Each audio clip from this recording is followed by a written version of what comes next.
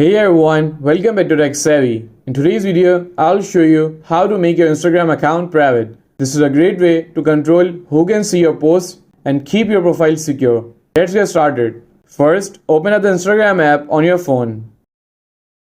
And once you're on Instagram, tap on your profile picture at the bottom right corner. Now, tap on the three lines at the top right corner to open the settings menu. And once you're in the settings menu, you have to simply scroll down and tap on account privacy.